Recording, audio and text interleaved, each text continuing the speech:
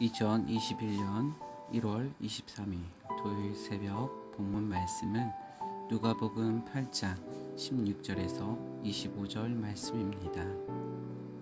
누구든지 등불을 켜서 그릇으로 덮거나 병상 아래에 두지 아니하고 등경에 두나니 이는 들어가는 자들로 그 빛을 보게 하려 함이라.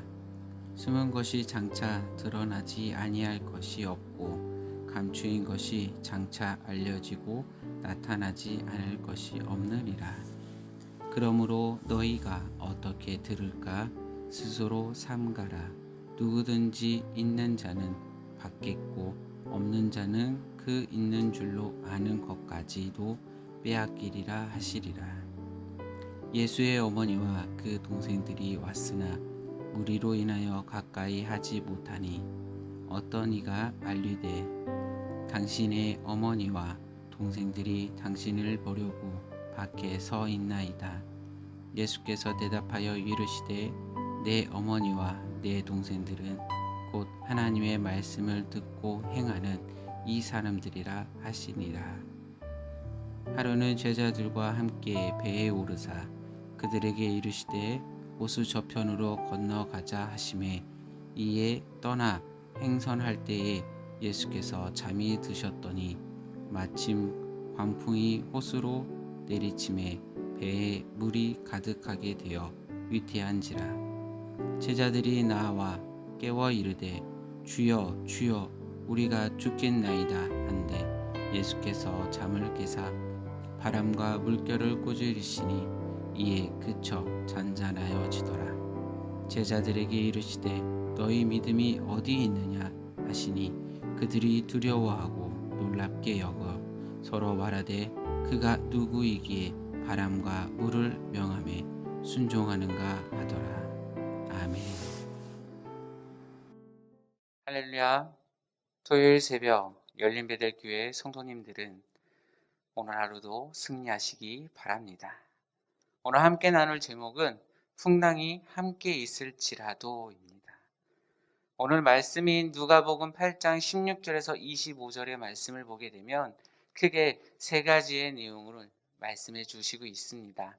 첫 번째로는 등불의 비유, 두 번째로는 예수님의 가족, 세 번째로는 풍랑을 만난 제자들의 모습입니다. 첫 번째인 이 16절에서 18절의 말씀인 등불의 비유는 예수님께서 그 전에 씨 뿌리는 비유를 말씀하시고 나서 이 등불의 비유를 말씀하셨습니다. 아직 전기가 들어오지 않는 그 시절, 그때의 모습은 이 불은 정말 귀한 역할을 하게 됩니다. 흔히 우리가 생각할 수도 있습니다. 우리가 사용하고 있는 라이터, 성냥 같은 거 있지 않을까요? 예, 그때 당시에는 이러한 라이터나 성냥 같은 것이 없었습니다. 그때 당시에는 유일하게 볼 수 있는 것이, 그리고 불을 구할 수 있는 것은 부싯돌로 이용한 불꽃 혹은 등불 혹은 횃불이었습니다. 그만큼 이 불은 귀한 역할을 하였습니다. 사람들은 외출을 하고 나서 들어왔을 때 불이 꺼지지 않을 정도로 약하게 조절하여 그것을 비추게 됩니다. 그리고 돌아왔을 때에 집안을 다시 밝게 비추게 됩니다. 그로 인해서 많은 사람들이 그 집에 들어오는, 그 집에서 밖에서 볼 수 있는 그 불빛을 통하여서 많은 사람들이 왕래를 할 수 있을 정도로의 그 불빛이었습니다. 예수님께서는 이 등불의 비유를 말씀하실 때 사람들에게 단지 불을 어떻게 켜는지, 그 불을 어떻게 간수한지에 대해서 설명하고자 그것을 말씀하신 것이 아닙니다. 이 말씀은 우리가 이렇게 비추어 볼 수 있습니다. 마태복음에서 이와 비슷한 비유를 말씀하신 그 예수님의 모습을 찾아볼 수 있습니다. 예수님께서는 우리들에게 세상이 소금이다, 너희는 세상의 빛이다 라고 말씀하는 것 같이 이 등불을 켜서 평상 아래 두는 것이 아니라 등경 위에 두어서 사람들에게 비춰주는 빛의 역할을 하라라는 말씀입니다. 그래서 우리들에게 말씀하신 것처럼 너희는 세상의 빛이다 등불을 켜서 사람들이 그 빛을 보게 해야 된다는 사람들의 삶이 그리고 삶 속에서 그 세상이란 어둠 속에 갇혀 있는 그들을 한 줄기의 빛처럼 너희들이 비춰줄 줄 알아야 된다라는 그런 말씀인 것입니다. 어두움이 한 사람을 지배하고 나면 얼마나 취해질 수 있고 얼마나 타락할 수 있고 얼마나 악해질 수 있는지를 우리가 여러 매체나 혹 신문, 방송, 인터넷을 통해서 우리들이 많이 접하고 있습니다. 그런 것처럼 예수님께서는 이 불을 필요할 때에 너희들이 비춰주는 역할을 해야 된다는 말씀을 우리들에게 하고 계시는 것입니다. 아무리 작은 빛이라 할지라도 빛이 있으면 그 주인은 밝게 비추게 됩니다. 어둠 속에 있는 그 빛은 감출 수가 없습니다. 이렇듯 말씀을 품는 사람이 시간이 지나면 말씀의 빛으로 그 사람들을 비추게 하고 그것을 비추게 한다는 것입니다. 동일한 말씀을 듣는다고 해서 동일한 결실을 맺는 것도 아닙니다. 동일한 말씀을 듣는다고 해서 동일한 양의 빛을 비춘다는 것도 아닙니다. 우리 각자가 하나님의 말씀을 진지하게 귀를 기울이고 그것을 따라 실천했을 때 우리가 그렇게 역할을 할 수 있다는 것입니다. 두 번째인 19절에서 21절 예수님의 가족에 대해서 말씀하십니다. 예수님의 어머니와 동생들이 예수님이 찾아왔을 때의 모습은 마태복음과 마가복음에서 이렇게 볼 수 있습니다. 예수님께서 귀신을 내쫓는 것이 그들에게 눈에는 귀신 들렸기 때문에 이렇게 할 수 있다. 그로 인해서 그곳에 있는 사람들과 논쟁하고 시비가 붙었던 모습입니다. 이때에 예수님의 친척들, 가족들이 찾아왔을 때 하나같이 이렇게 생각합니다. 예수가 미쳤다. 예수님이 미치셨다라고 말씀하셨습니다. 그래서 마리아와 동생들은 친척들 말을 사실인지 혹 거짓인지 정말 인간적인 염려와 근심으로 예수님을 찾아왔던 것입니다. 찾아온 가족들에게는 약간 섭섭하게 생각할지도 모릅니다. 예수님께서 가족들을 무시해서 그러한 생각을 하시는 것도 아닙니다.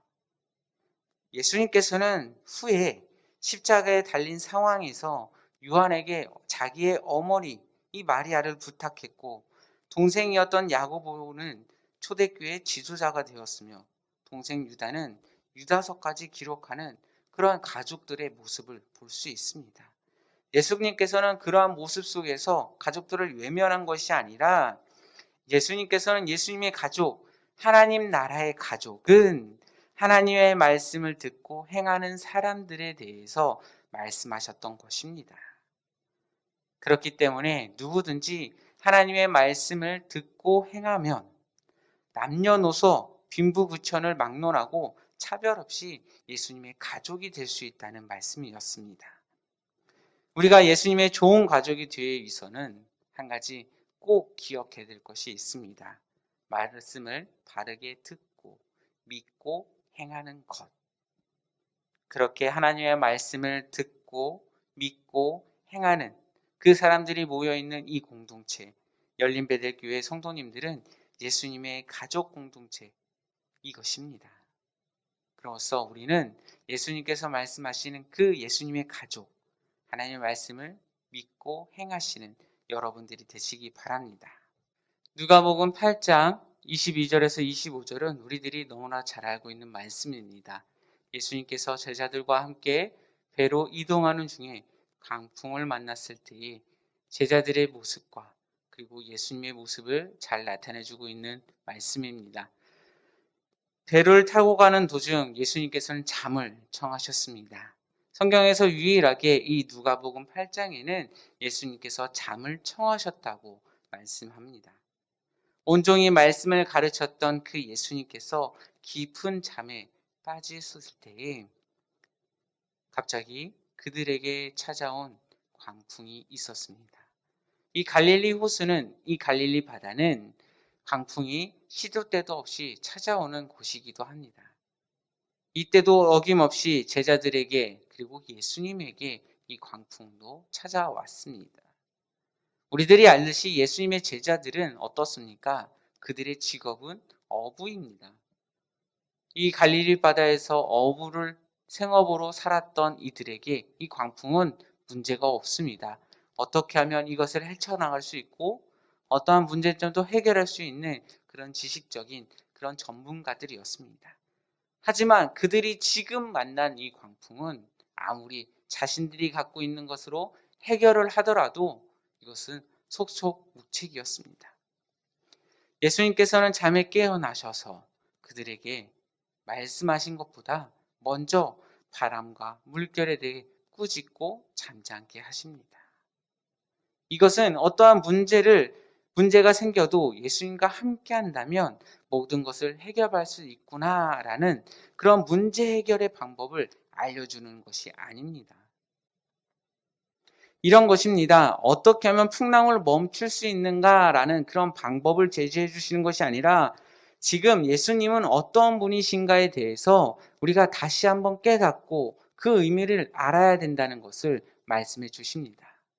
네, 그렇습니다. 예수님과 함께하면 모든 문제도 해결할 수 있고 어떠한 어려움도 헤쳐나갈 수 있는 방법 중에 하나이긴 맞습니다. 예수님이 내 옆에 계신다면, 지금 내 앞에 계신다면 당연히 문제는 해결할 수 있습니다. 그런데 그 예수님을 바라보는 것이 지금 문제 해결을 할 수 있다는, 내 앞에 있는 문제만 해결할 수 있다면 그러한 모습이 예수님이 아니라 우리는 이 예수님이 하나님의 아들이고 천지전능한 분이시다는 것을 우리가 더 깊이 알아야 된다는 그런 말씀으로 우리에게 주시는 것입니다. 그래서 25절은 이렇게 우리들에게 말씀하십니다. 제자들에게 이르시되 너희 믿음이 어디에 있느냐? 예, 문제 해결의 방법은 여기 있지만 우리의 믿음은 어디 있느냐? 그리고 그들이 두려워하고 놀랍게 여겨 서로 말하되 그가 누구에게 바람과 불을 명하여 순종하는가 하더라. 아멘. 그렇습니다. 25절의 말씀처럼 우리의 믿음이 어디 있느냐? 예수님께서 물어보셨을 때 예수님과 함께하면 문제를 해결할 수 있을 거라는 그런 세상적인 방법으로 바라보는 것이 아니라 우리의 믿음이 어디에 있느냐? 정말 내가 예수님을 믿고 따른다고 말하지만 그것이 정말 내가 하나님을 바라보았을 때 부끄럽지 않을 정도의 그 모습인지. 25절의 말씀처럼 제자들은 이제 예수님을 더욱 깊게 넓게 알아가고 있습니다. 우리가 하나님을 더욱 깊게 알아가기 위해서는 하나님께서 우리의 유일한 힘이시다는 것, 우리의 문제를 해결할 수 있으시고 또한 우리의 모든 것을 알고 계신다는 그 믿음을 함께 품으시기 바랍니다. 예수님께 돌아온 한센 병자처럼 예수님께 무릎을 꿇고 예수님의 말씀에 순종하며 실천하며 그 믿음을 키워나가시는 여러분들이 되시기 바랍니다. 오늘의 하루의 삶도 내일의 하루의 삶도 이 말씀들을, 하나님의 말씀을 붙잡고 내 믿음이 어디 있느냐라고 물어보셨을 때에 우리의 대답은 네, 내 믿음은 여기 있습니다. 예수님께 있습니다. 라고 대답하시는 여러분들이 되시기 바랍니다. 온전히 오늘 하루도 예수님께 무릎을 꿇고 말씀에 순종하시는 여러분들이 되시기 바랍니다. 기도하시겠습니다. 사랑의 하나님, 우리는 우리가 보기에도 참 부족하고 형편없음에도 우리를 어두운 세상을 밝힐 등불과 같은 존재로 불러주시고 주님의 가족으로 삼아주심을 감사합니다. 우리가 스스로 우리 인생의 등불을 밝힌 것이 아니라 주님께서 우리를 그렇게 해주셨음을 잊지 않게 하시고 우리에게 조건이 있어서 주님의 자녀가 가족이 된 것이 아니라 주님께서 우리를 그렇게 여겨주셨음을 되새기는 우리가 되게 하여 주시옵소서. 오늘 하루도 우리의 인생을 주님께 무릎을 꿇리고 하나님 말씀에 순종하며 사는 날이 되게 하여 주시옵소서. 예수님의 이름으로 기도드립니다.